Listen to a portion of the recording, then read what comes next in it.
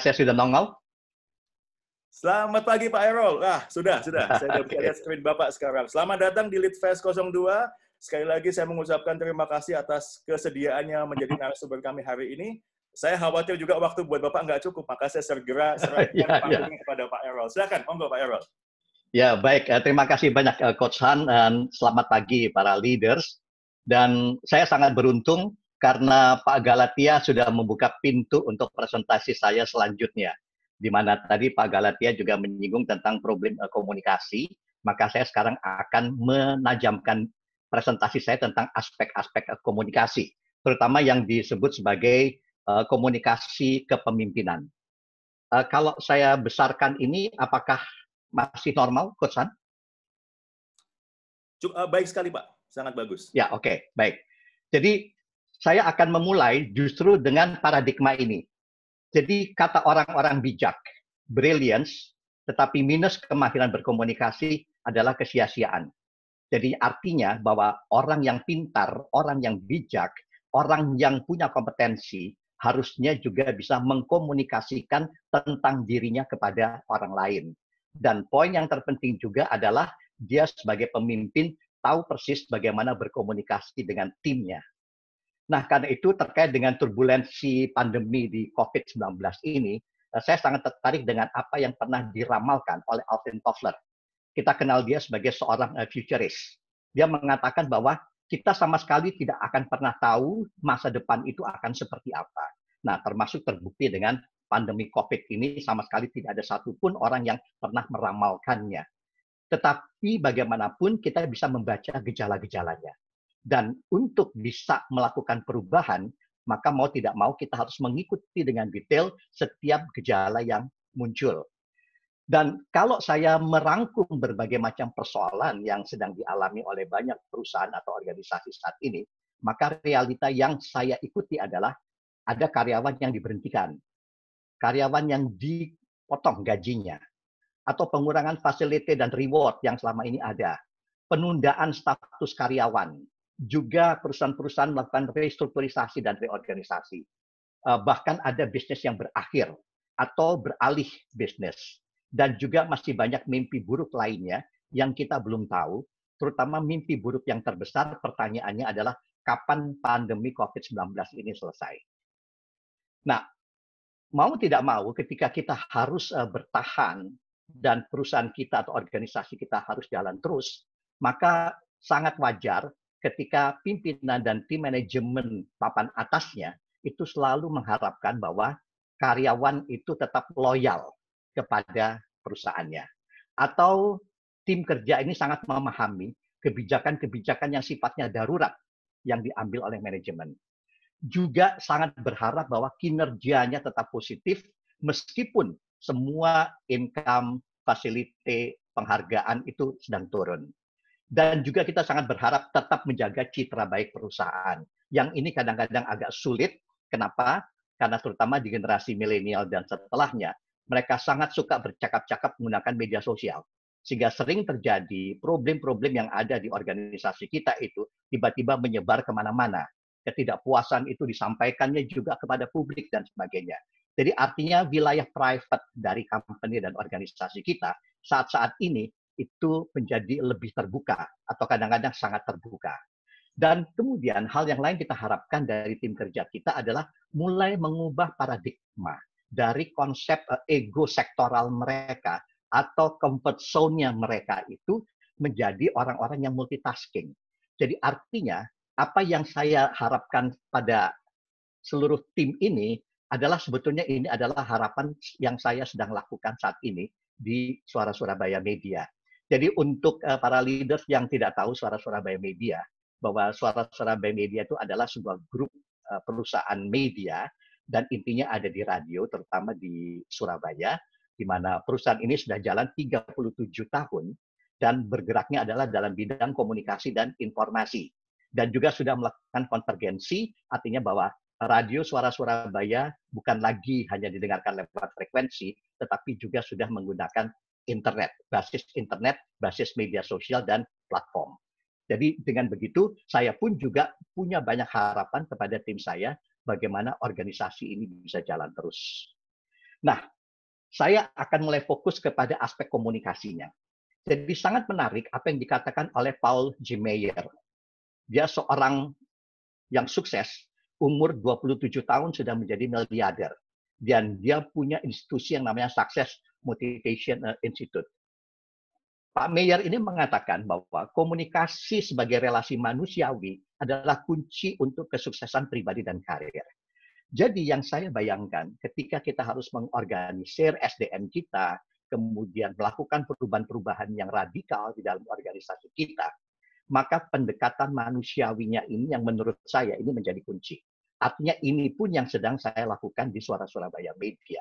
Itu bagaimana melakukan komunikasi-komunikasi yang menyentuh sisi-sisi kemanusiaan atau manusiawinya. Nah, kalau kita lihat dari model komunikasinya, saya menggunakan konsep model komunikasi Harold Laswell, di mana kalau kita lihat dari ujungnya terutama adalah yang di bagian kanan, sebetulnya impact apa yang kita inginkan dari komunikasi ini.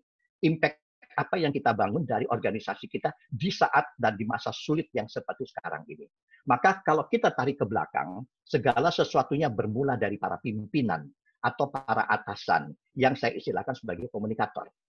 Nah, pesan apa yang ingin dia sampaikan? Tadi Pak Galatia juga sudah menyinggung bahwa komunikasi rapat diharapkan sehari bisa 2 kali. Karena memang fakta menunjukkan karyawan yang sudah lama pun di organisasi kita, kadang-kadang juga nggak bisa ngerti kok apa yang diinginkan oleh manajemennya. Karena itu komunikasi menjadi sangat penting. Message di sini, pesan. Pesan mau disampaikan lewat apa? Macam-macam. Bisa verbal, bisa menggunakan teknologi, WA, dan seterusnya seperti itu.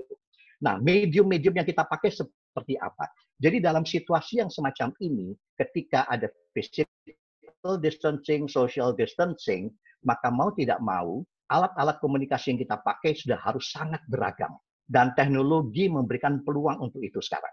Sehingga menurut saya tidak ada kesulitan sesungguhnya untuk berkomunikasi lebih intens dengan menggunakan variasi-variasi teknologinya. Dan kemudian kita mau bicara kepada siapa? Komunikan. Maka mau tidak mau kita pun harus paham siapakah mereka, tim kerja kita itu seperti apa, kompetensinya seperti apa, kemudian psikologi yang mereka sedang alami saat ini seperti apa. Nah, jadi dengan mengikuti alur ini, mulai dari komunikator, pesan, medium, komunikan, sampai dengan impact yang akan terbangun, maka kita bisa melakukan proses komunikasi manusiawi tadi itu, sehingga kita berharap bahwa di masa yang dimana orang semua harus sungguh-sungguh kuat untuk bertahan, dan kemudian bisa maju secara bertahap, maka mau tidak mau adalah kekuatan komunikasi yang bisa mempengaruhi tim kerja kita. Nah, di dalam teori komunikasi itu dikatakan komunikasi itu akan efektif kalau mencapai 2 poin ini. Pertama, bahwa antara kita dengan tim, antara pimpinan dengan timnya, itu harus punya kesamaan frame of reference-nya dulu. Jadi kita harus menyamakan dulu wawasan, konsep. Kalau tadi Pak Galatia mengatakan ini visinya apa nih sebenarnya, maka dia harus mengerti betul. Atau kalau kita sekarang harus struggle, itu bagaimana gitu. Gimana konsepnya, bagaimana faktanya, bagaimana kenyataannya. Jadi menyamakan dulu persoalan frekuensi, terutama adalah dalam hal referensinya. Jadi kalau kita referensinya enggak sama, saya yakin komunikasi akan sulit. Yang kedua, bagaimana kita menyamakan pengalaman. Jadi semakin besar organisasi kita, semakin banyak SDM yang kita miliki, maka semua mempunyai experience yang berbeda. Antar divisi pun akan mengalami keragaman di dalam pengalaman-pengalamannya. Karena itu kemudian kita mencoba untuk menyatukan dalam konteks pandemi COVID-19, pengalaman apa yang kira-kira punya nilai universal untuk semuanya. Sehingga untuk itu, ketika kita sudah punya wawasan yang sama, kita juga sudah bisa menyamakan pengalaman-pengalaman yang harus kita lewati, saya yakin ini menjadi lebih mudah untuk berkomunikasinya. Nah, detailnya, saya melakukan 2 pendekatan untuk memahami tim kerja saya. Ada pendekatan demografi, yang kita bisa lihat ada persoalan gender di sini, bahwa sangat berbeda berkomunikasi dengan pria dan wanita. Juga persoalan usia. Saya membayangkan ketika organisasi kita tidak homogen, bahwa baby boomers-nya masih ada, generasi X ada, generasi milenialnya ada, atau mungkin nanti generasi Z-nya itu juga sudah mulai ada, saya bisa membayangkan bahwa komunikasinya akan complicated karena semua punya style komunikasi yang berbeda. Atau profesi. Kalau organisasi kita punya berbagai macam profesi, maka ini pun butuh disatukan. Tingkat pendidikan juga berpengaruh, terutama ini menyangkut tentang mindset dan paradigmanya, atau status ekonomi sosial. Kemudian pendekatan yang berikutnya adalah masalah psikografi. Jadi kalau kita lihat di psikografi ini, ada hal-hal yang sangat sulit untuk diukur. Tetapi kita perlu memahami itu, karena menyangkut selera, minat, kebutuhan, keyakinan, lifestyle, aktualisasi diri, orientasi, atau value yang dianut, dan sebagainya. Jadi artinya ketika saya berhadapan hanya dengan satu orang saja, komunikasinya tidak bisa dianggap gampang. Apalagi kalau saya harus berkomunikasi dengan banyak orang. Setidaknya di Suara-Suara Media, saya harus berkomunikasi dengan 105 orang. Nah, karena ini dunia radio, saya sangat suka untuk melihat quotes-quotes dari para musisi. Nah, satu di antaranya adalah Bob Marley. Saya mengatakan dia adalah legend untuk musik reggae. Jadi dia mengatakan, ini kayaknya nasihat untuk para pemimpin, bahwa the greatness of a man is not in how much wealth he acquires, but in his integrity and his ability to affect those around him positively. Jadi artinya dalam situasi yang sulit seperti ini, bagaimana para pemimpin bisa mempengaruhi lingkungan kerjanya ini secara positif.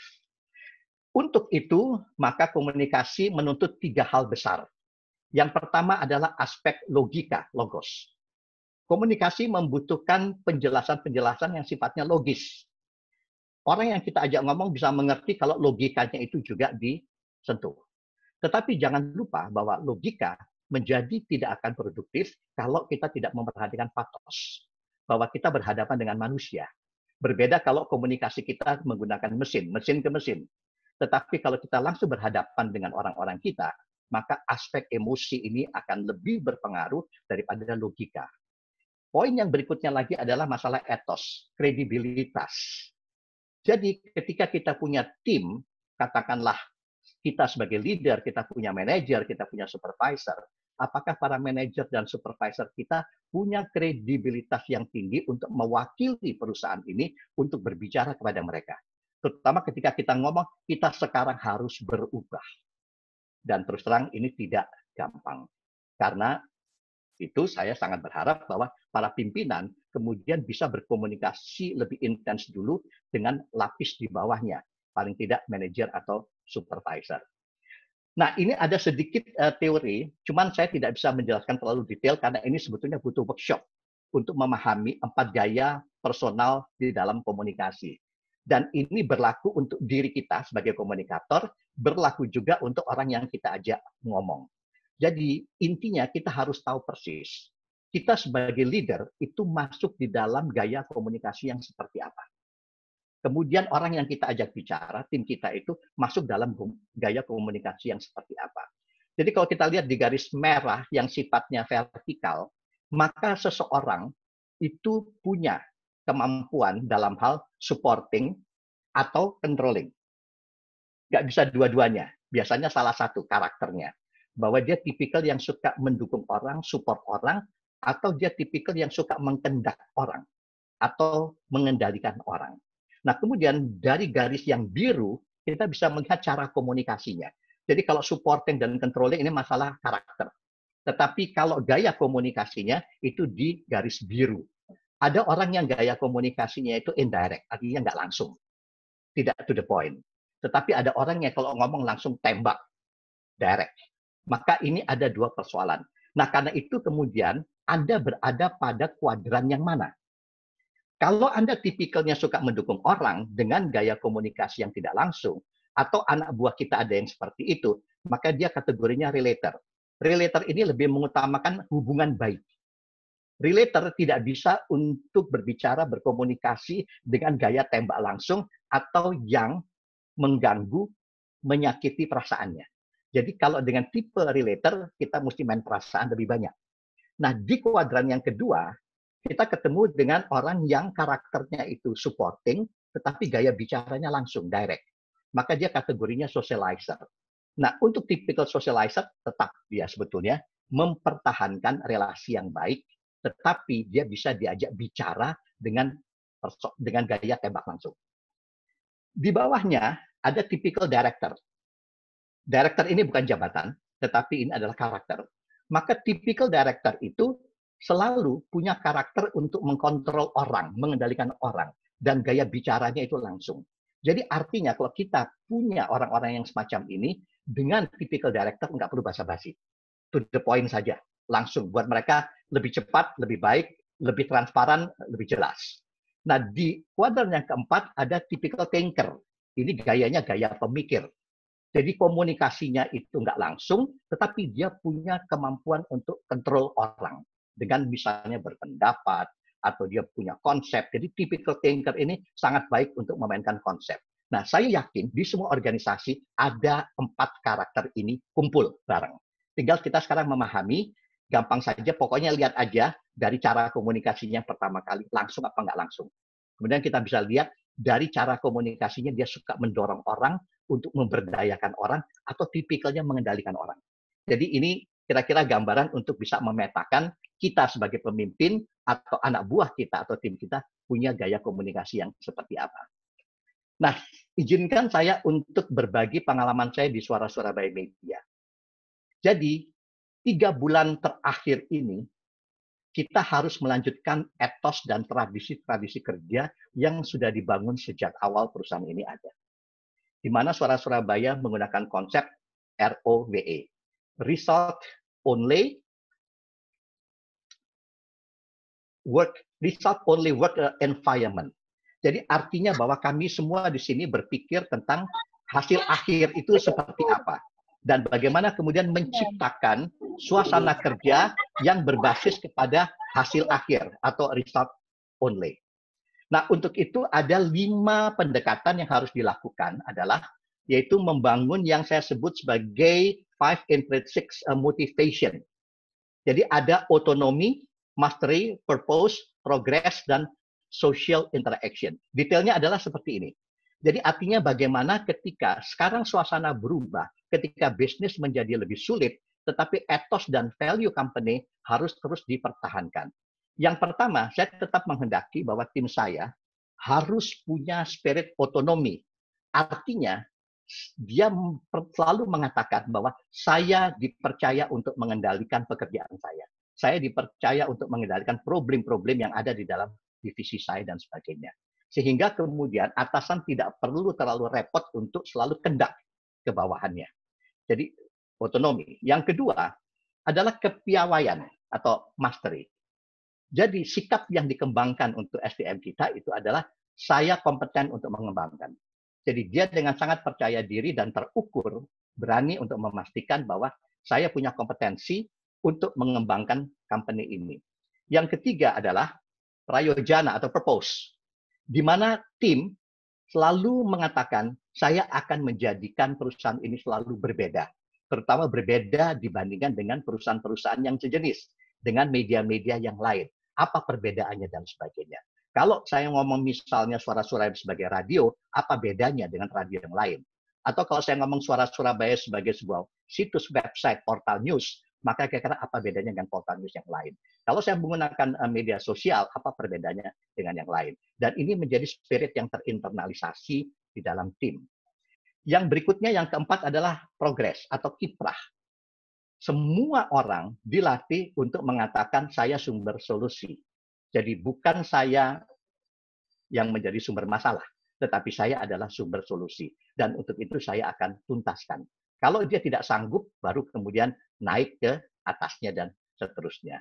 Dan yang terakhir adalah dalam kondisi yang seperti sekarang ini, malah harus lebih dikuatkan adalah social interaction-nya. Jadi artinya bahwa selain kita menggunakan teknologi, tetapi dibutuhkan kemahiran juga bersosialisasi dengan manusia.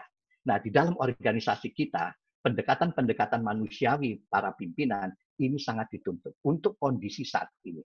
Karena menurut saya hari ini semua orang mengalami tekanan psikologi yang luar biasa, termasuk psikologi sosial. Nah, karena itu saya berkesimpulan, kalau krisis komunikasi itu terjadi dalam organisasi kita, maka potensial berakibat menimbulkan krisis organisasi. Karena itu ketepatan komunikasi pemimpin pada timnya itu akan membangun persepsi pertama bahwa oh ya pemimpin ini atau manajemen ini memiliki keterbukaan atau ternyata manajemen kita sangat transparan dengan kondisi yang ada. Cukup jelas apa yang diinginkan oleh manajemen bahwa kami tim kerja dipercaya oleh manajemen karena itu diajak ngomong terus atau tim manajemen merasa bahwa saya dihargai. Dia seakan-akan mendapatkan penghargaan ketika dilibatkan untuk menyelesaikan persoalan ini bersama-sama. Jadi jangan leadernya kemudian yang pusing sendirian begitu ya. Atau yang paling penting ini sangat penting karena ini menyangkut eksistensi bahwa orang-orang di tim kita itu merasa bahwa mereka diakui keberadaannya. Jadi komunikasi yang baik yang sangat kita harapkan adalah menghasilkan 6 suasana ini. Nah, saya sangat tertarik dengan apa yang dikatakan oleh Peter Drucker, terutama yang terkait dengan komunikasi. Jadi bagaimanapun kita sebagai leader mesti ngerti, terutama waktu berkomunikasi secara tatap muka, bahwa yang patut dicermati itu adalah perhatikan perasaan komunikan atau orang yang kita ajak bicara yang dia sembunyikan dan dia tidak ucapkan. Artinya dia sembunyikan karena dia nggak berani berterus terang dan tidak dia ucapkan karena dia takut untuk mengatakan itu. Nah, kita yang harus bisa membaca nuansa ini. Paling tidak waktu kita berhadapan kita bisa menangkap bahwa sebetulnya ada sesuatu yang disembunyikan dan dia tidak terbuka untuk itu. Maka kemampuan komunikasi para leader harus bisa seakan-akan menjadi peramal bahwa dia kira-kira sebetulnya mau ngomong apa ini. Tetapi untuk itu, saya sangat berharap bahwa leader hari ini tetap membutuhkan kemahiran berkomunikasi secara verbal, tatap muka, public speaking, meskipun saya sepakat juga dengan Pak Galatia yang mengatakan bahwa kita juga harus menguasai teknologi digital saat ini. Tetapi bagi saya, komunikasi personal, komunikasi manusiawi, itu kompetensi tertinggi manusia dibandingkan dia mahir berteknologi komunikasi. Maka saya ingin mengakhirinya dengan sebuah statement yang sangat menarik yang dikatakan oleh Jack Ma, bahwa kalau kita ingin memenangkan pertempuran di abad ke-21, maka kita harus mampu untuk memberdayakan tim kita, memberdayakan orang lain. Dan kita harus memastikan bahwa orang-orang kita lebih baik dari kita, para leader. Dan saya mengalami ini, bahwa hari ini teman-teman saya mampu bekerja lebih baik, punya konsep yang lebih baik, punya ide-ide yang lebih baik dibandingkan saya saat ini. Karena itu saya merasa sangat beruntung bahwa tim saya mampu untuk bekerja dengan standar yang sama, baik pra-COVID, saat COVID, dan mudah-mudahan nanti setelah COVID akan lebih meningkat kinerja mereka. Karena kalau kita berhasil membuat tim kita lebih hebat dari kita, maka berarti kita adalah pemimpin yang sukses.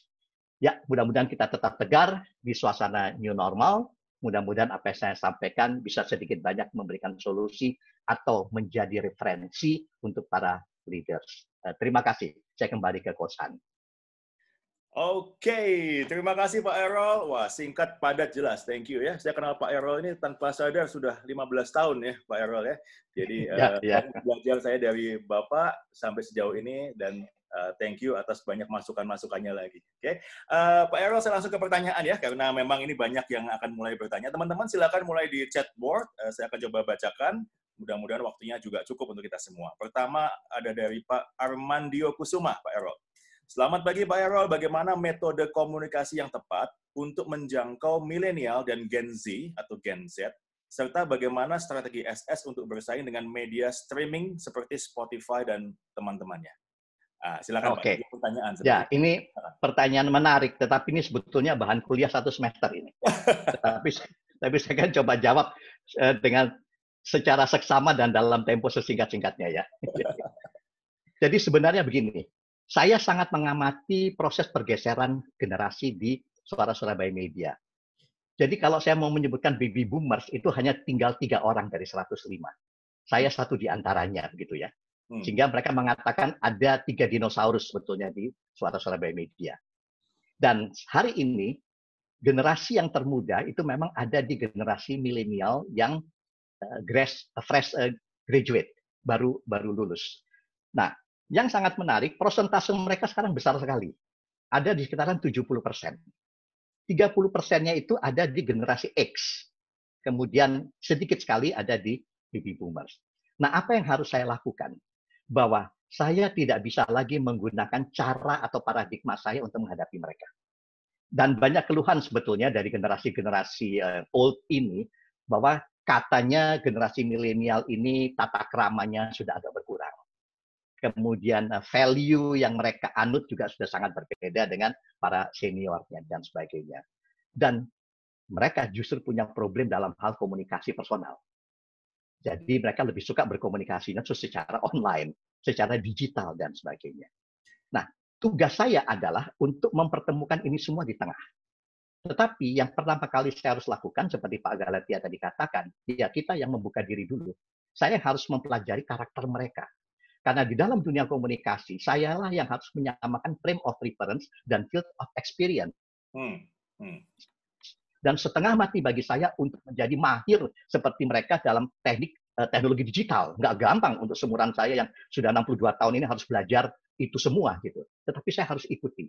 Dan yang menarik adalah cukup saya kuasai konsep-konsepnya, biarlah mereka yang kerjakan. Jadi saya mengerti bahwa konvergensi media itu harus seperti apa. Dan Suara Surabaya sudah melakukannya sejak 20 tahun yang lalu, ketika teknologi digital belum berkembang. Tapi saya tidak tahu bagaimana mengerjakannya. Maka saya kemudian mengumpulkan orang-orang yang ahli untuk itu, dan saya tanyakan secara teknis memungkinkan nggak untuk jadi kayak gini, jadi kayak gini, jadi kayak gini. Oh bisa, oke laksanakan. Nah ini menurut saya itu yang saya lakukan seperti ini. Dan kemudian bagaimana kita bersaing dengan media-media baru, semacam Spotify dan sebagainya. Saya harus mempelajari apa yang menjadi kekuatan radio atau media-media mainstream, mungkin orang awam mengatakan media konvensional, dibandingkan media-media baru atau media digital. Jadi istilah saya, jangan pernah main atau memukul bola tenis ke arah tembok. Jangan main tenis melawan tembok. Semakin keras bola itu kita pukul ke tembok, kembalinya ke kita lebih cepat lagi, lebih keras lagi. Jadi yang saya kemudian cari, apa yang masih menjadi kekuatan media-media lama ini, dan apa yang menjadi kekuatan media baru yang tidak boleh kita lawan. Nah, ternyata saya menemukan bahwa paling tidak saat ini, bahwa Suara Surabaya itu pengaruhnya masih besar di Surabaya. Kemudian interactivity-nya dengan citizen journalism-nya, dan kebutuhan-kebutuhan klien untuk beriklan di Suara Surabaya itu masih sangat tinggi. Cuman karena situasi ekonomi yang seperti sekarang ini, maka sementara mereka hold, mereka menahan dulu. Tetapi intinya bahwa ternyata kekuatan radio yang tidak dimiliki oleh semacam Spotify adalah kekuatan komunikasi suara. Ini yang kemudian kita maksimalkan. Sehingga orang macet, meskipun mereka bisa lihat sebetulnya dari Google, mereka bisa lihat dari aplikasi, tapi ya kok tetap nelpon tuh ke SS, kenapa macet dan sebagainya. Karena teknologi itu nggak bisa menjelaskan detail kemacetan itu. Yang bisa menjelaskan adalah kalau kita berbicara. Dan kemudian saya memanfaatkan narasumber-narasumber yang bisa memperjelas persoalan. Atau ketika orang mau curhat, punya problem dan sebagainya. Nggak bisa selesai lewat medsos. Buat saya, medsos itu hanya bisa memviralkan. Tetapi suara mampu menggerakkan orang. Ya. Orang bisa nangis di radio. Tetapi nangis di medsos nggak kelihatan, kecuali dia bikin video. Nah, karena itu kemudian ini yang saya maksimalkan. Sehingga saya memadukan dua kekuatan ini. Jadi Facebook E100-nya Suara Surabaya itu menampilkan teks dan visual, Instagram-nya juga begitu, YouTube-nya menampilkan video, tetapi kekuatan suara dan penyelesaian semua persoalan ada di radio. Indikator saya jelas sekali. Kalau misalnya suara atau radio yang suara ini sudah nggak punya kekuatan, mestinya tidak ada iklan yang datang ke radio. Semua akan memilih ke media sosial. Tapi faktanya membuktikan bahwa ternyata 90% revenue Suara Surabaya Media itu tetap di tangan radio. 10%-nya baru di media digital. Mudah-mudahan bisa menjawab pertanyaan Pak. Fantastik. Ya, jadi dengan memahami kekuatan kita bisa tetap bersaing, begitu ya Pak Errol ya, dalam hal ini kekuatan suara yang dimiliki oleh orang lain. Ada apresiasi juga dari sahabat saya, Bu Ira dari Semarang, yang mengatakan keren sekali presentasinya Pak Errol. Komunikasi memang kunci keberhasilan empowerment. Terima kasih sharingnya. Terima kasih kembali Bu Ira atas nama Pak Errol. Kemudian ada terima kasih Bu Ira. Yang masuk ke saya dari Ibu Maria Budiono. Pak Errol, apakah saat pandemi ini komunikasi melalui digital itu sama kuatnya dengan komunikasi face to face? Mana yang tim bisa pahami sehingga target tetap bisa tercapai? Ya, kalau menurut saya sekarang dunia digital ini memberikan referensi COVID yang sangat luar biasa. Tetapi yang saya lihat misalnya seperti Surabaya ini, apakah dengan berbagai macam informasi tentang COVID, tentang PSBB, kemudian social distancing dan sebagainya itu, apakah membuat Surabaya jadi zona hijau saat ini? Kayaknya enggak. Dan yang lebih bikin ruwet lagi di media sosial ini adalah munculnya hoax lebih banyak tentang COVID. Makanya kemudian saya di radio berusaha untuk meluruskan ini semua. Saya manfaatkan radio ini dan media-media yang saya miliki untuk meluruskan bahwa ini semua hoax. Yang benar adalah seperti ini. Dan saya punya keuntungan, narasumber bisa bicara langsung. Konsumen bisa mendengarkan langsung bahwa yang benar seperti ini. Yang kemudian kita repackaging itu, kita kembalikan lagi ke medsos. Sehingga kemudian saya melihat bahwa cukup banyak materi-materi yang kita produksi itu kemudian menyebar juga di WA-WA grup yang lain. Jadi ini seperti ini. Tetapi kalau menurut saya kita mesti mengkombinasikan dua gaya komunikasi atau dua model media ini. Jadi untuk kekuatan personal, maka gunakanlah komunikasi yang sifatnya langsung. Ya. Tetapi kalau kita kepengen lebih mass sifatnya, maka gunakanlah teknologi digital. Karena dia akan lebih mudah tersebar lebih cepat. Mudah-mudahan menjawab. Baik, thank you Pak Errol. Pertanyaan ketiga dari Pak Peter Ang. Bagi Pak Errol, bagaimana membangun tim baru dengan waktu yang singkat agar memiliki budaya yang Pak Errol komunikasikan tadi, seperti ROWE, Autonomy Mastery, Purpose, Progress, and Social Interaction. Jadi mungkin kata kuncinya adalah tim baru dan waktu yang lebih singkat. Silakan Pak Errol. Ya, dalam pengalaman saya ternyata nggak ada obat yang bisa membentuk tim baru dengan cepat, lalu value yang kita miliki itu bisa ditransfer. Jadi, nah ini pengalaman saya gitu ya. Saya rata-rata membutuhkan paling sedikit 1 tahun untuk mencapai titik tengah. Tetapi yang penting kita lakukan begini, bahwa value itu harus ditanamkan lebih dulu. Jadi saya tidak ngomong sejarah, karena menghadapi generasi milenial dan generasi Z, mereka nggak peduli dengan sejarah. Apalagi sejarah perusahaan ini. Mereka selalu mengatakan, ya itu Bapak, itu zaman Bapak. Tetapi kalau zaman kami seperti ini, seperti ini, seperti ini. Nah, saya cuma mengatakan bahwa ya, kau jangan lupa bahwa perusahaan ini sukses karena nilai-nilai ini. Nah, sekarang bagaimana ini diimplementasikan dalam lifestyle yang baru, di dalam konsep yang lebih baru. Lalu saya berikan itu PR kepada mereka. Nah, lalu sangat dibutuhkan komunikasi yang lebih intens. Tetapi intinya adalah saya menggerakkan tim, terutama anak-anak muda ini untuk bebas berkreasi, lalu kita berkomunikasi, dan saya kemudian bisa melakukan koreksi-koreksi. Bahwa ini kira-kira tidak sesuai dengan value kita, tidak sesuai dengan etos yang mau kita bangun, dan sebagainya. Atau nggak sesuai dengan target yang akan dicapai. Nah, dari pertemuan ini, komunikasi yang lebih intens ini, akhirnya tim ini bisa memahami.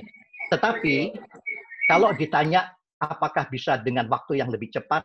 Saya kira tidak. Tetapi saya tidak berani memastikan bahwa kita juga perlu waktu yang lama. Kata kuncinya cuma intensitas komunikasinya. Intensitas komunikasinya. Dan kita paham betul bahwa problem yang mereka hadapi untuk memahami apa yang kita inginkan itu apa saja. Nah, dari interaksi ini, lama-lama saya yakin mereka akan lebih mengerti. Dan saya sering memanfaatkan suasana informal untuk berkomunikasi dengan anak-anak muda ini. Karena mereka kalau diajak formal itu susah. Bahkan untuk bicara tentang dress code di kantor saja udah jadi masalah gitu ya. Karena misalnya ada satu cerita yang lucu gitu. Mereka mengatakan mereka tiba-tiba masuk kantor pakai sepatu kets, jeans, pakai t-shirt dan sebagainya. Dan saya mengatakan ini tidak proper untuk suara Surabaya. Ya, lalu mereka mengatakan, apa bedanya kami dengan Mark Zuckerberg? Presentasi internasional malah pakai t-shirt. Apa bedanya dengan Steve Jobs? Ya, saya juga pusing. Jawabannya apa ini? Tapi kemudian saya ketemu. Ya, masalahnya kamu bukan Steve Jobs. Dan kamu bukan Mark Zuckerberg. Kalau kamu sudah selevel mereka, saya nggak peduli dengan busanamu. Karena yang dinilai dari kamu bukan itunya. Tapi sekarang, kamu belum bisa dinilai hanya dengan itu. Karena itu, tolong ikuti dulu apa yang perusahaan inginkan. Kira-kira begitu, Kosan. Oke, oke. Menarik sekali Pak Errol. Pertanyaan berikutnya, wah tinggal 10 menit tapi makin banyak pertanyaan masuk. Hopefully kita bisa semuanya ya.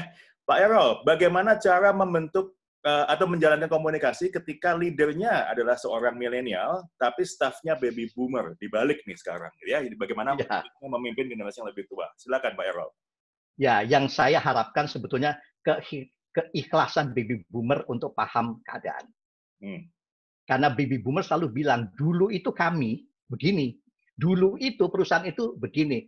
Ya, lalu mereka mengatakan, so what gitu ya. Karena kita sedang tidak berbicara masa lalu, kita bicara masa yang akan datang. Nah, saya di sini punya generasi lama yang loyalitasnya luar biasa, yaitu kurang lebih ada 30%, Kosan. Ini orang-orang yang kerjanya udah 15 tahun ke atas. Ya. Nah, ketika terjadi perubahan, mereka lah sumber masalah yang pertama kali.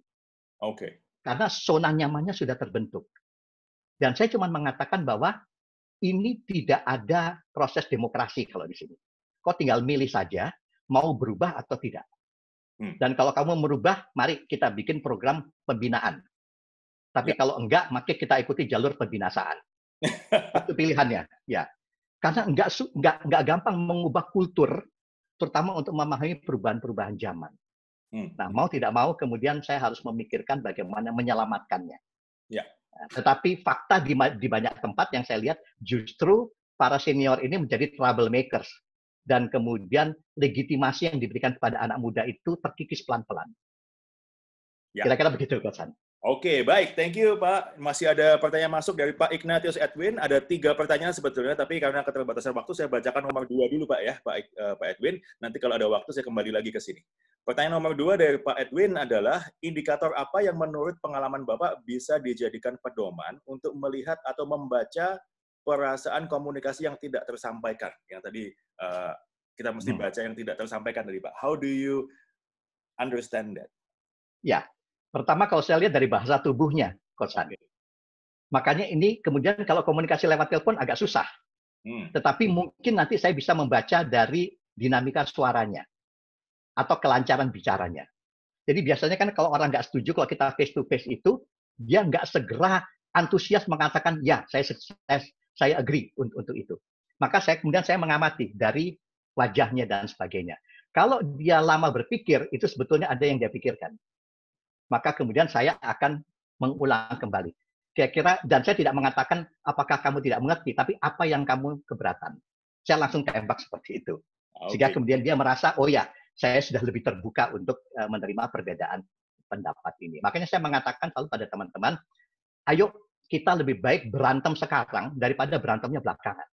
Kalau nggak setuju sekarang. Tapi jangan sampai ketika program udah jalan, ternyata Anda nggak setuju. Ini akan sangat menghambat. Jadi keterbukaan itu, dan saya membacanya lebih banyak dari bahasa tubuhnya. Dari bahasa tubuh. Ya. Thank you Pak Errol. Ada Pak Jimmy yang menanyakan bagaimana komunikasi yang tepat untuk lintas generasi agar semuanya sinkron dan memiliki frekuensi pemahaman yang sama. Lintas generasi. Silakan Pak Errol. Ya. Jadi yang pertama saya ulangi kembali bahwa seluruh unsur harus paham visi dari company kita. Ya. Visinya apa gitu. Nah, kemudian mari kita diskusikan bagaimana cara mencapainya. Dan saya justru dapat banyak masukan dari generasi lebih muda. Ada cara yang lebih efisien, ada cara yang sangat efektif, ada cara-cara yang lebih murah karena teknologi dan sebagainya. Nah, ini yang kemudian kita akomodir. Jadi artinya bahwa ketika kita memimpin, maka kepemimpinan kita itu bukan otoriter. Bukan karena saya pimpinan, maka kemudian ikuti apa yang menjadi instruksi dari atas. Tetapi kita lebih banyak komunikasinya membuka forum. Dan kadang-kadang orang-orang kita ini kan kalau disuruh ngomong, itu kan juga nggak gampang. Saling tunggu-tunggu atau senggol-senggolan begitu. Maka kemudian saya menggunakan metode, oke, tulis gagasan Anda. Tulis pemikiran Anda. Tulis solusi Anda. Kumpulkan. Lalu saya bacakan satu persatu, kita diskusikan. Ini metode yang saya sering pakai gitu. Karena kalau disuruh, oke, kalau ada pertanyaan, diam semua. Paling nggak menit-menit awal itu suasananya hening. Maka saya pikir saya gunakan cara menulis pendapat mereka, kayaknya itu menjadi lebih aman dan mereka lebih mudah untuk menyampaikannya. Demikian. Alright. Pak, 5 menit terakhir, ada beberapa pertanyaan lagi di sini. Bagaimana cara komunikasi kalau ada 4 leader dengan 4 gaya komunikasi yang berbeda?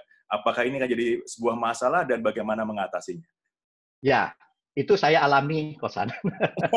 Jadi manajer-manajer saya empat-empatnya ada semua gitu ya. Nah, ini tugas saya. Artinya karena saya belajar tentang ilmu ini, jadi saya tahu berkomunikasi dengan manajer yang tipikalnya relator ini seperti apa, yang socializer, director, atau thinker seperti apa. Tetapi kemudian saya juga membuka kepada masing-masing. Kamu yang gaya relator punya kelemahan, kamu nggak berani berterus terang, kamu tidak berani untuk konflik. Maka kamu harus belajar untuk konflik. Yang socializer, kamu punya kelemahan juga sering ikut apa kata mayoritas, misalnya begitu. Ya. Enggak, kamu harus punya keputusan sendiri. Yang director juga begitu. Saya mengatakan, komunikasi itu nggak bisa pakai logika terus. Perhatikan perasaan timmu. Jadi kamu harus belajar. Saya termasuk tipikal director yang pernah menjadi masalah di perusahaan ini. Tetapi karena teman-teman takut, mereka tidak terbuka. Lalu ngomongnya ke pihak lain. Pihak lain menyampaikannya ke saya gitu. Dan setelah itu saya belajar bagaimana lebih banyak menyemangati mereka, bukan hanya bicara soal result. Dan hari-hari ini mereka mengatakan, ya mungkin juga karena faktor umur ya, mereka mengatakan bahwa saya sudah lebih bisa mengerti mereka, sudah bisa memainkan perasaan juga dan sebagainya. Nah, thinker juga begitu. Thinker ini tipikal yang selalu lama prosesnya. Kenapa? Karena ya dipikirin terus. Ya, Nanti udah mau jadi, akhirnya dia bilang, enggak, tunggu dulu, ada yang lebih baik. Ya, saya bilang, kapan selesainya? Jadi kamu harus bisa memutuskan di titik mana. Ini harus segera dilaksanakan. Jadi kira-kira yang semacam itu, mau nggak mau, kita leader utamanya harus paham ini semua, dan bagaimana mengharmoniskan mereka, biarlah mereka punya karakter sendiri-sendiri, tetapi ketika udah dikumpulin, kita konduktornya untuk orkestranya. Begitu. Fantastic. Thank you, Pak. Ada Bu Priska yang mengapresiasi karena materinya luar biasa dan inspirasional, sekaligus bertanya, rekomendasi buku apa untuk membantu kami belajar kerjasama dan komunikasi dengan anak muda? Silakan, Pak Errol. Ya, ada banyak sekali. Artinya saya juga mengumpulkan buku-buku tentang memahami generasi Z, memahami generasi Alpha, dan sebagainya seperti itu.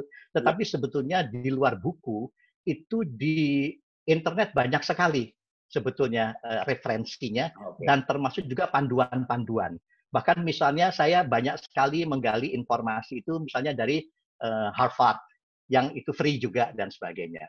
Dan saya kira ada banyak sekali situs-situs yang memberikan informasi ini dan kita bisa mengaksesnya dengan gratis. Jadi rajin-rajin saja untuk berselancar karena informasi ini sudah sangat-sangat banyak. Oke, good. Dan mungkin pertanyaan terakhir kita untuk hari ini, untuk sesinya Pak Errol, karena tinggal 2,5 menit lagi. Pak Errol, apa benar, dari Pak Rudi Papacang, ya, selamat pagi Pak Rudi Papacang. Pak Errol, apa benar zaman sebelum sosial media booming itu, sebelum zaman sosial medianya itu booming, lebih mudah bicara sama tim daripada sekarang? Karena ini jadi tantangannya lebih buat. How do you see this? Ya, selamat pagi Pak Pacang. Saya senang presentasi Anda yang kemarin. Ya. Dan saya kira ini kayaknya pengalaman pribadi Pak Pacang juga ini ya. Jadi artinya memang betul Pak, memahami mereka lebih sulit. Karena mereka based on digital. Bayangkan, mereka baru saja lahir, foto mereka sudah beredar kemana-mana. Sudah viral. Bahwa dia pun belum kenal teknologi ini, tetapi dia sudah dipublikasikan secara digital. Ya, karena itu kemudian saya mengatakan memang mereka ini adalah kalau gennya itu barangkali sudah gen digital. Karena itu pendekatan kepada mereka ini saya lebih suka menggunakan, saya masuk lewat pintu mereka dulu, baru kemudian saya tarik ke area saya gitu. Jadi saya tidak menggunakan pintu saya untuk mereka masuk, tetapi saya gunakan pintu mereka dulu. Saya mesti belajar banyak tentang mereka, cara-cara komunikasi mereka, kemudian pelan-pelan kemudian saya ajak masuk ke dalam zona saya. Mudah-mudahan menjawab Pak Pacang. Oke, Pak Errol, mantap sekali pembicaraan kita dan I think kita banyak belajar tentang komunikasi karena orang brilian kalau tidak bisa berkomunikasi adalah sebuah kesia-siaan. Begitu Pak Errol ya? Ya, betul Pak. Semoga sehat selalu dan suara-suara media semakin maju dan lain kali kalau kami undang Pak Errol bersedia untuk sharing lagi. Ya, dengan senang hati dan terima kasih untuk perhatian dan pertanyaan para leaders. Oke, selamat pagi Pak Errol, sampai ketemu lagi. Selamat pagi, terima kasih.